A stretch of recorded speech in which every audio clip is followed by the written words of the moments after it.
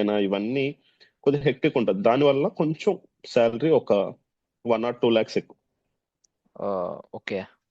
Chief engineer లెవెల్లో. తక్కువ నా లెవెల్లో జూనియర్ ఇంజనీర్, నా 4th ఇంజనీర్ లెవెల్లో నాకన్నా ఆయిల్ ట్యాంకర్స్ లో చేసిన వాళ్ళకి ఒక 20-30,000 డిఫరెన్స్ ఉంటుంది.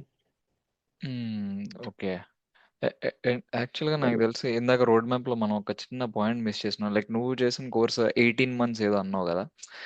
Like 18 months Yeah. లో నీ like every one has to go through that course, and దాని తర్వాత నువ్వు Yes. జూనియర్ అయ్యి దాని తర్వాత 4th ఇంజనీర్ అవ్వగలవు. దాని గురించి చిన్న ఎలాబరేషన్. Yeah. నా background mechanical engineering. If I am a marine engineering చేసినట్టయితే నాకు ఈ స్పెషల్ గా కోర్స్ చేయాల్సిన అవసరం లేదు.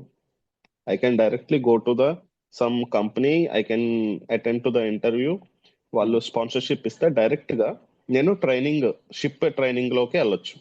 ఓకే. షిప్ ట్రైనింగ్కి వెళ్ళొచ్చు. వెళ్ళిన తర్వాత అక్కడ నుంచి కెరీర్ ఇంకా స్టార్ట్ అయిపోతుంది. There is no any courses STCW safety courses చేయాల్సి వస్తుంది. ఇఫ్ నేను mechanical or automobile engineering background నుంచి వచ్చా, ఫర్ సపోజ్ లైక్ అస్, అప్పుడు we have to go through some courses like GME, graduate in